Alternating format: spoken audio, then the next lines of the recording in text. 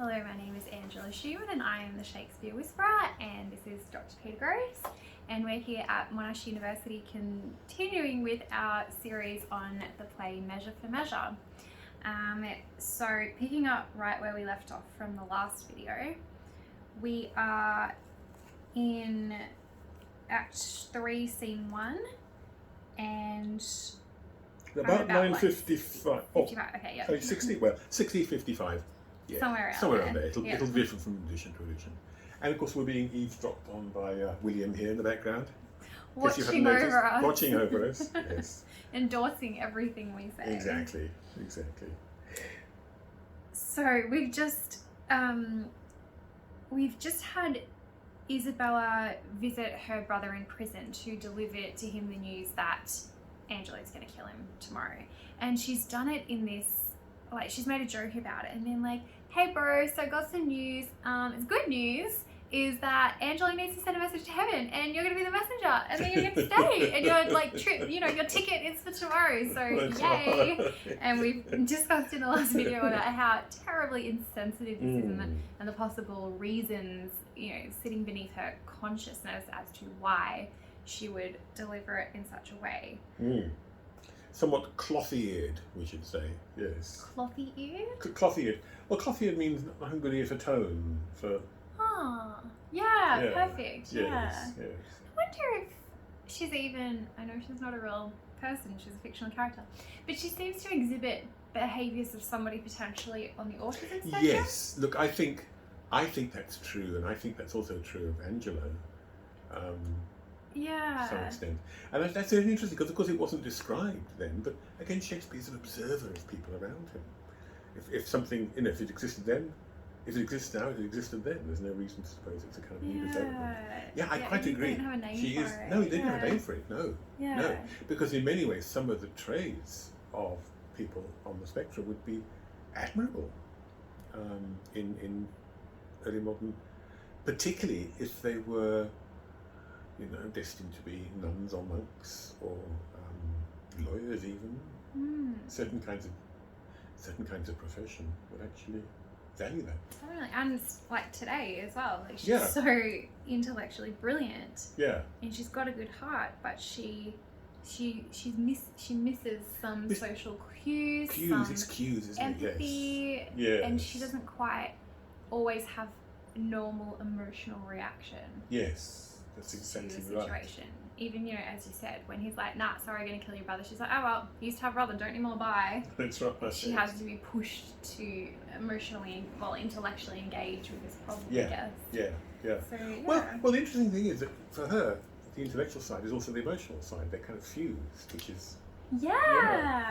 Beautiful. Yeah, that's when she gets passionate and emotional. Which baffles someone like Lucio, for whom, these very separate things, I suppose. Yeah, fascinating. Yeah. So, Claudio asks on a practical level, is there no remedy? And she replies again, with this oblique, jokey tone. None but such remedy as to save her head, to cleave her heart in twain. She replies with a riddle. Now, riddles are okay, between siblings, riddles are fun, a wet Sunday afternoon, but when it's the issue of whether this chap's going to die or not, not so much. He probably needs a straight answer. You think he does? Just tell me. You think he does. But is there any? And she persists. Yes, brother, you may live. There's a devilish mercy in the judge. If you will implore it, it will free your life, but fetter you till death. Now, and again, perpetual durance, he asks desperately, well, what the hell are you talking about? You mean in prison forever? I just perpetual durance, a restraint, though all the world's vastity you had to attempt to escape. So again, she doesn't explain what she's talking about.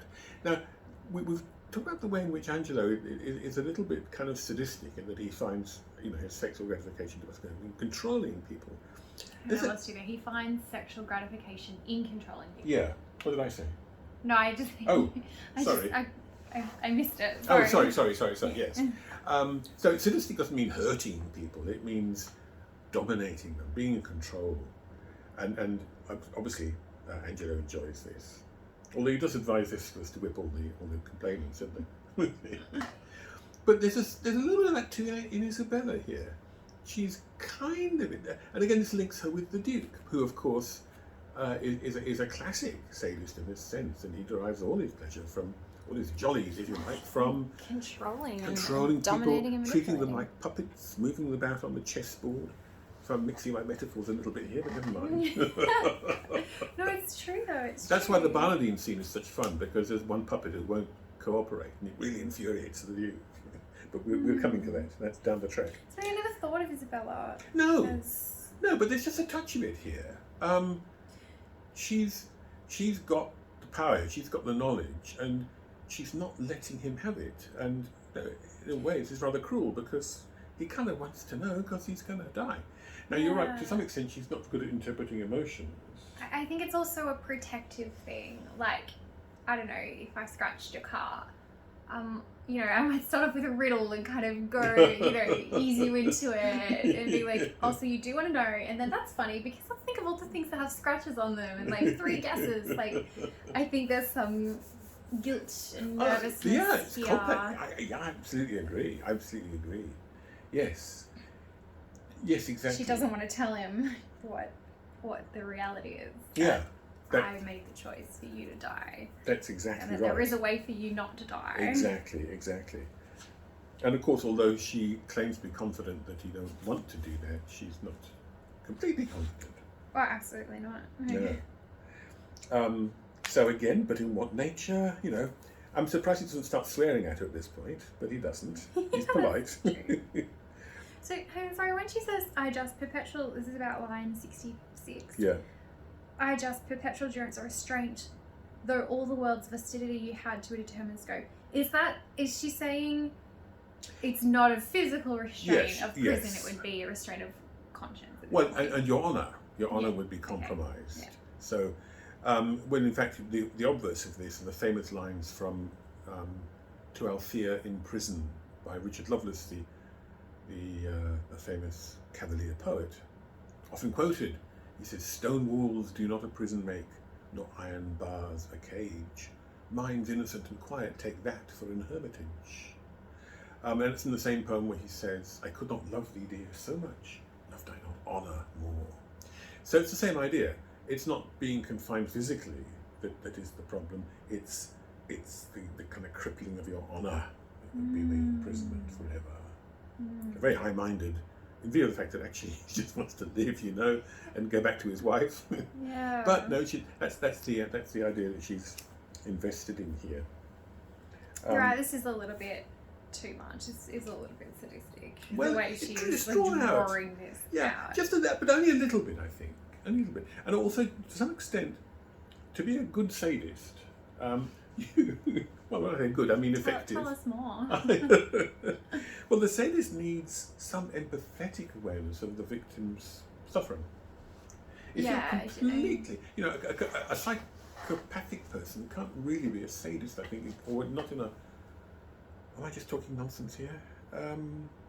Or can't be a sort of grade A, top of the range sadist, you know, who has an empathetic relish in the victim's suffering. He can only be a sort of grade B. Yeah, I mean, she's not enjoying. No, she's not enjoying it. No, he's suffering. No, she just doesn't want to actually come to the point. Yeah. Let me know the point, he says. For God's sake, woman. Oh, I do fear thee, Claudio, and I quake lest thou a feverous life should entertain, and 6 or 7 winters more respect than perpetual honour. 6 or 7 winters is, you know, he's but 20 years old. So reductionist. A little bit. There are summers too, and probably more than 6 or 7. Yeah, Maybe. Darest thou die? The sense of death. And now, you see how she starts switching into turning it on to him. Are you a man like Lady Macbeth? You know, have you got the balls to die? He's saying the sense of death is most an apprehension, and the poor beetle that we tread upon in corporal sufferance finds a pang as great as when a giant dies.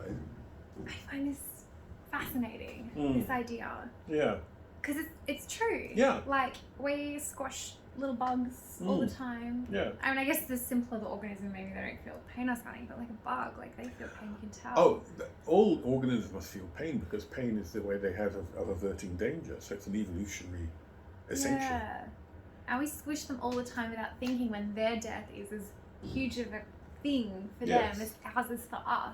Yes, that's And right. yet somehow it is kind of helpful. Like, they die all the time. We walk, we step on ants, they die. Like, Yeah. I'll just be another ant. I don't know. It's weirdly, maybe I find it weirdly comforting because I'm in no danger of death.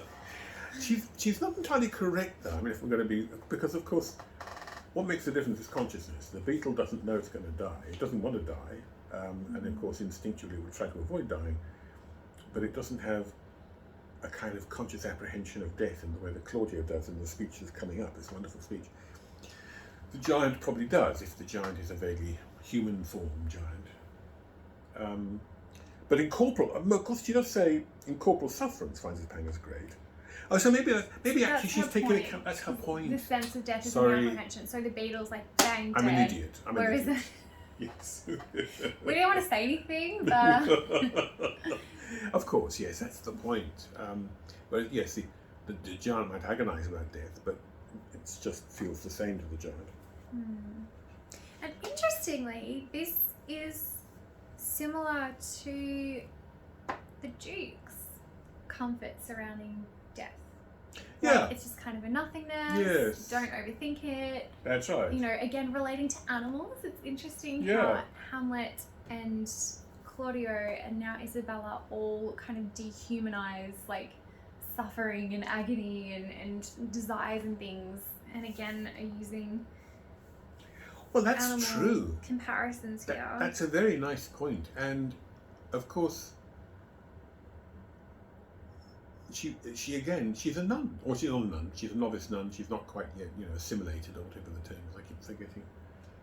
Taking her vows. Yeah. Yes. Yeah.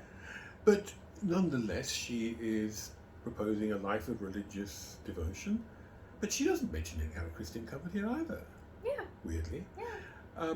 So she allies herself with the Duke. So the Duke is a false friar. Maybe she's a kind of false nun. Well, she has that fractured self and that lack of self-understanding. She's not, the Duke knows that he's putting on a costume pretending to be something he isn't. Yes. But she doesn't. Yeah, No. but she still is. Like with that very first line, have you nuns no father privileges? Yes. Oh, I meant like we needed more suffering. That's right. She is putting on a costume of something that she's not, except hers is all subconscious. She thinks and she wants to be this nun and this holy and religious person. Yes. She's not admitting to herself that it's a kind of romantic not. delusion. Yeah. She's always Joan of Arc or something, or St. Teresa. Yeah. And again, Yes. it all comes down to that beautiful line, which I can never say in the Latin, cuculus non facit monachum. Yes. Thank you. Yeah, the cowl does not make the monk. The outfit does not make the nun. Yeah. Habit does not make the nun. Tiny rabbit hole here, but I'll just mention it. I've just been rereading Middlemarch, George Eliot's novel.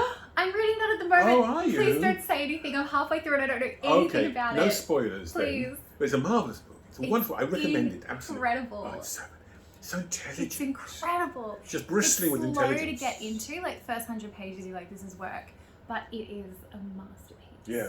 Yeah. Wow. Yeah. And she has epigraphs for every chapter, and several of those epigraphs are from Measure for Measure, which is quite interesting. And I think it's because there's definite similarities between Isabella and Dorothea.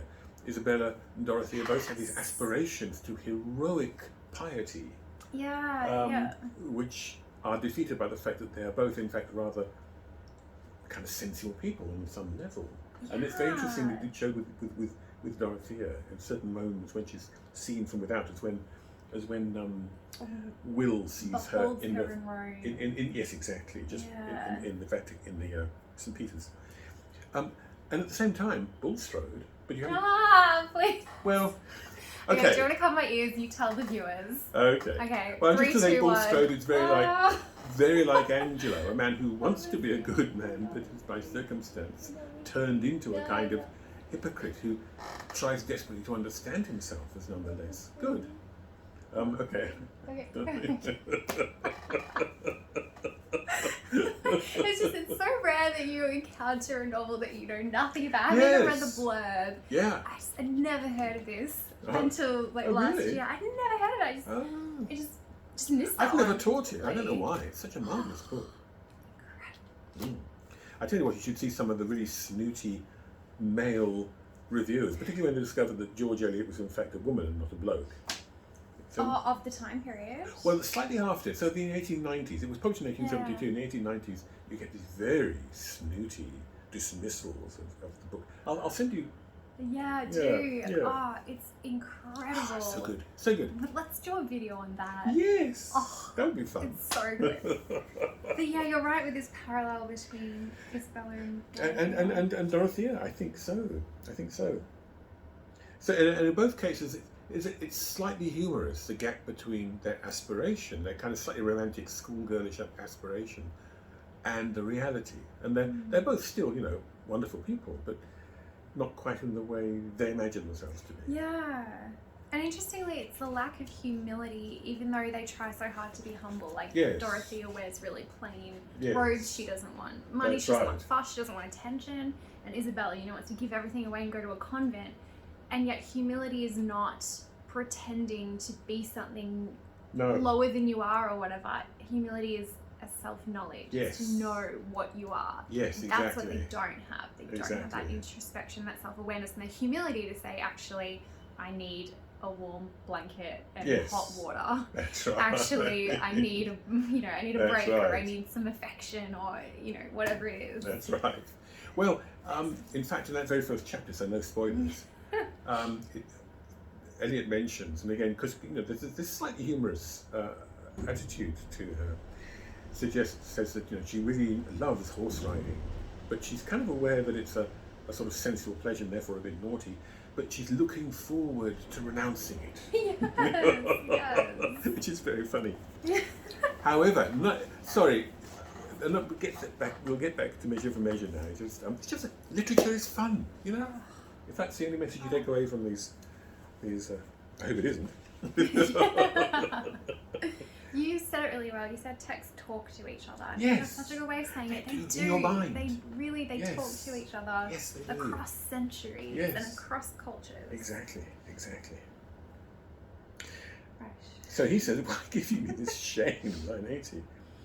Think you I can a resolution fetch from flowery tenderness? So, none of this comforting stuff. Don't talk to me like this. If I must die, I will encounter darkness as a bride and hug it in my arms. It's a kind of heroic gesture. She ain't being tender though. I don't know where he's getting flowery tender. It's like he didn't listen. Like Well- it's like he was expecting her to say what a sister would say, which is like, "Oh my Yeah. darling brother, I love you so Good much. point, I'm so actually. sorry. Like I wish I could take your place. Like I'm gonna miss you. Like I can't believe it." Yeah. That's flowery tenderness. He could be like, "Enough, woman. Keep your tears." Instead, she gives him an She intellectual did. argument. Yeah.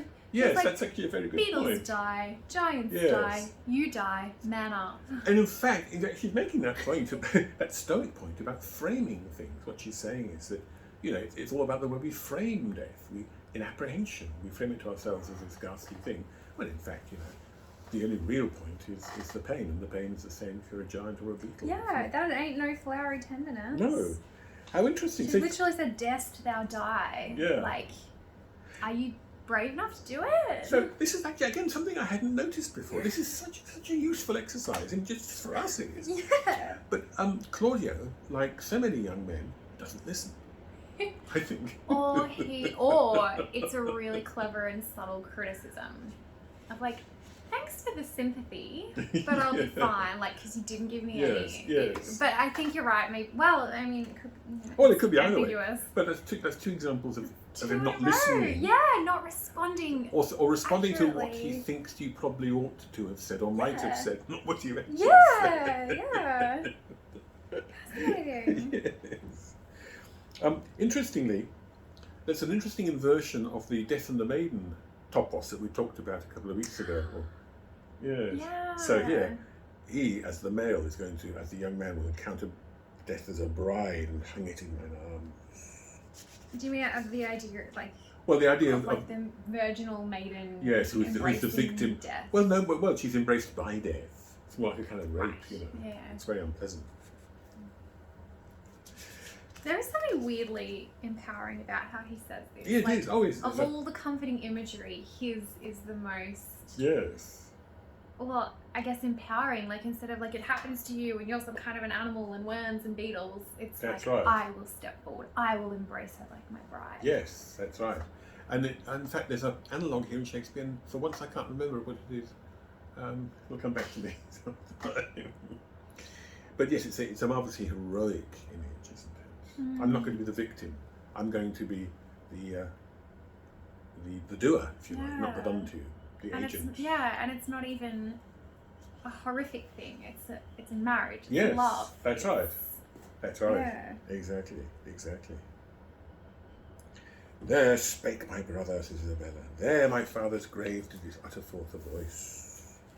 So, proof that my mother was virtuous and didn't have a fling with the Northman. That's really what she's saying. Yes, thou must die, thou art too noble to conserve a life in base appliances. This outward sainted deputy, whose settled visage and deliberate word nips you to the head. So she only tells him now when Yes. he's agreed. Yes. Before knowing Clever. the conditions. Yeah. Hey. Oh, so you're good with dying? Great. Because as it turns Yes. out. That's brilliant. Because the thing is, she's shown in the two scenes with Angelo that she's as good a lawyer as he is. She can be quite calculating about how she... Yeah, I didn't quite realise the extent of Yeah. it. She has waffled on, Yeah. she has given riddles and Yeah, games yes, and yes, jokes exactly. and metaphors, analogies, everything. And she's extracted Getting him an to the- undertaking from And him. in fact, she's found, are you man enough to die? Are you man enough Yes. to die? He's like, man enough? I Yes. will die, I'll show you. And she's like, great. Yes. Now that you've agreed. Yes. Ah! That's right. Oh my goodness me. Yes. Manipulative. Interesting. So she says, whose settled visage, she's grave and deliberate. It's all appearance. He nips you to the head, and follies doth inew as falcon doth the fowl. He drowns and we chases them into water to inew. As the falcon doth the fowl is yet a devil. If filth of him being cast, he would appear a pond as deep as hell. Which is a marvelous image. His pond, filth being cast. When you cast somebody's urine, your waters, you were like a doctor, you taste them and so on, and you... Well, yeah, it was one of one of the very few diagnostic means they had. And I suppose one thing we'll tell you is, If of you course... tasted enough urine, you'll, pick up on some... Well, you'll pick up if they're diabetic, because the urine will be sweet. Huh. So that's one thing it'll do. I don't know. There's a scene in which, in the fourth book... Imagine you're having to drink sick people's urine. Well, I guess you just Oh, you taste it. sip it. You don't knock it back. Great. Oh my God. Good on them. They're really, putting their money where their mouth is. But there's a scene in Henry the Fourth Part 1 which begins with Falstaff saying to his page, "What says the doctor to my urine?" And the doctor says, he said the urine was very good urine, but that the person who owned it might have more diseases than he thought of. So it's casting in that sense, diagnostically, if we could diagnose him. But also, to cast means to dig all the kind of mud and filth and old shopping trolleys out of a river or a lake and cast them up onto the bank. And then it would be a pond as deep as hell, which is quite an evocative image, isn't it? Yeah.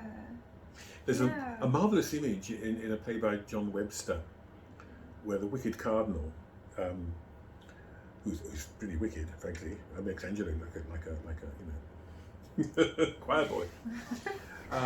He says, "When I look into the fish pond in my garden, methinks I see a thing armed with a rake, ready to strike at me," which is a marvellous image. Troubled by his conscience. 24. Do you? Oh. I know. Just the scene is got. There's a bit more There's more. to go. Well, we get to go to half past. Okay, 6 more minutes. All right. Okay. The precise Angelo. The precise Prenzi Angelo. This is a bit of a crux. Nobody quite knows what Prenzi means. Maybe I was gonna ask. Have you got Prenzi? Yes. Yeah. And my note says from which the other folios made princely. Oh, I see that. Okay. Yeah, the princely Angelo could be. Every editor may make what he can. There's only one text of Method Measurement, it's the folio.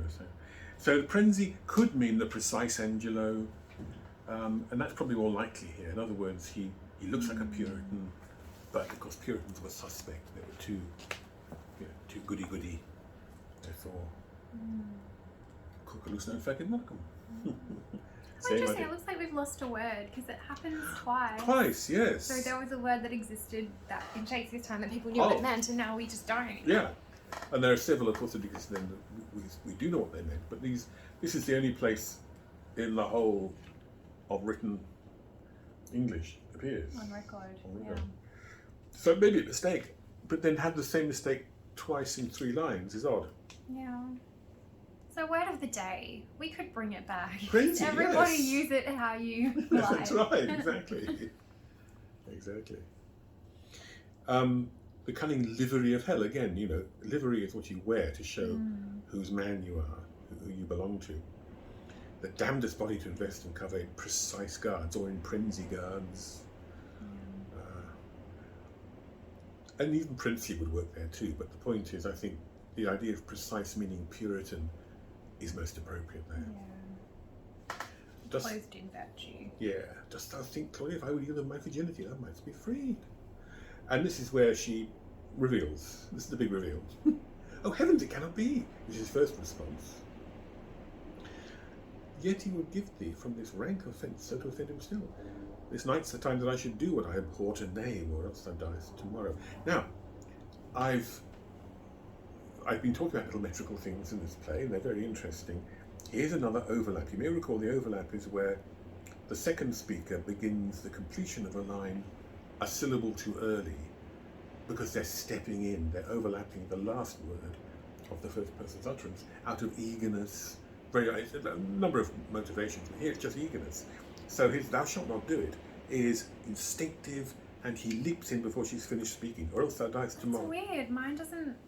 No, that's a bad mark. That's a black mark for that editor. Okay. Yeah, they don't even give a footnote. All right, we're going with your edition. Editors, let me just say this. I think I might have said it before. It's a pet peeve of mine, as people say, but editors sometimes don't have any sense of how meter works, and they fail to edit appropriately. But this is an overlap. It's a lovely overlap. It's also, if I can just mention this, it's what's called an amphibious section. Now, I don't know if you need to know this. It's interesting though. Come on, we need to know. Okay, an amphibious section is where first speaker utters a part line, the second speaker utters a completion of the part line, so, or else thou diest tomorrow, thou shalt not do it, except I can't begin thou before I finish tomorrow, which I should do if I have 2 people. Yeah. See what I mean? Yeah. And then thou shalt not do it, oh, were it but my life, is another Thou shalt pentameter. not do, where it. So the short line, thou shalt not do it, is both the completion of the preceding line and the beginning of the following line. It's an odd thing, so it's doing double duty, you know what I mean? That's what's called an amphibious section. Now, the point about this is it shows that it's a very eager, rapid, involved exchange of utterance and response. It's really kind of drawn in there. So not only is this "thou shalt not do it" treading on the heels of what she's saying, he's so eager to say it, but her response is also very quick, as though it were the completion of his line, which it is in a sense. "Thou shalt not do it, oh, were it but my life. I throw it down for your deliverance as frankly as a pin." Which, yeah. Yeah, and brace yourselves. And it recalls, of course, the pin earlier on. "If you should need a pin," says Lucio, "you could not with more tailor tongue desire it." Yeah. So it's reminding the audience, oh yeah, she wasn't all that, Or she was dealing with his life as though it were a pin. Yeah, that's right. But now she's claiming, like, if it were my life, I'd throw it away like it was like a pin. Like a pin, I wouldn't. Yeah, exactly. Frankly, the pin. And then there's another lovely metrical thing in his response, because there's a missing offbeat. As frankly as a pin, boom, thanks. dear Isabel. And what that means is there's just a micro hesitation before his response, which is, it's a kind of ironic reservation, you know, meaning, if you like, okay, well, it's okay to make that claim when you don't have to live up to it, you know, that's fine. Thanks. So it's a kind of ironic thanks he has there. It's very clever. See if we can do, you say as frankly as a pin. As frankly as a pin. Thanks, dear Isabel. Yeah, You because see if how- you had said my thanks, Yes. dear Isabel, then it would have flown. It would have, exactly. Frankly as a pin. It's that Thanks. missing offbeat that's just that little hesitation which is it's suggesting kind of reservation. It's suggesting not an enthusiastic response, but a slightly ironic, even verging on a sarcastic response. So meter's so important for telling the actor how to read the verse. Which is interesting because again it shows us this lack of self-awareness in Isabella. Like, this is her yes. brother. He knows her pretty well. Yeah. He knew, like, go and get her to plead for me. She has a proto-speechless dialect such as moves, man. Like, he knows, and he shows no signs of not being socialized or not being able to read the room. He can read the room. So when she declares, you know, I would have thrown my life down for you just like this. Yeah. Thanks. Thanks. No, I appreciate that. Well, it shows that she thinks she would have, and she wants to think she's that kind of person. And have you nuns no father privileges? I want to go into the convent and bury myself, and I'd embrace death. It's her romantic delusion of heroic piety. Like her language with Angela, you know, keen whips I'd wear as rubies, and I would embrace death as going to a bed or something. Which is interesting because he talks about a bride hugging darkness like a bride. That's right. Yes. It's a fun little motif Isn't that it? pops up. Yeah. But his hesitation as her brother shows that maybe she wouldn't. She wants to think, so a lot of audiences fall for her and be like, wow, she's such a heroic martyr. But if push came to shove, hun, actually, you're not what you think you are. Exactly. He knows that she has a kind of attachment to life and indeed a sensuality that she's just not aware of. Yeah, Which and is why she's vigorous and young and smart and beautiful. Like, which doesn't mean she couldn't give up, but I think the point is she's not as virtuous as she thinks she is. She's not as generous as she thinks she is, or holy. As she's not ready to give up her life. Not that I think that Shakespeare would think it was actually virtuous or valuable to be so contemptuous of human life and to cast it away like a pin. Yeah. I don't think that's... Yeah, no, and it's not that simple. She's not the baddie. It's that it's more well-rounded and complex. Much more complex. That's the whole thing about it. She's not contemptible. Wonderfully complex. No. Complicated. But she's very young and she has these schoolgirly delusions about herself. Yeah, absolutely. Maybe that's the point to... Yes. Yes. I think you're right. One other tiny little thing, when she goes, oh, we're about my life, that's kind of unbelievably dismissive. Like, you know, if it were only, you know, something stupid I care about, like my life, like, you know, for I give it to you right now, but... Exactly. When it's like, well, it's if she had have been like, were it even my precious life, you know, if she... Then it would be more believable, but the fact that she's so flippant indicates that she's not... Exactly. Not that she's not serious, but she doesn't really know what she's talking about. And this also illustrates beautifully why you need to know about meter, because it's such a subtlety, but it's so important. Yes, It makes everything in there, yes. Yeah. And has at least your edition completes that as the line, is it? No. No, it doesn't. I've been praising. I've been praising this We're edition. naming and shaming. Oh no! They've been wonderful. They've been wonderful. But but where meter comes, this is the Arden Shakespeare 3rd edition. Yeah, and at least my edition does print these lines properly. Okay, this is one strike. Other than this, they've been really, really good. Yes, exactly. But some editors, you know, they're very good on everything else, but they just don't have an ear. They've got cloth ears.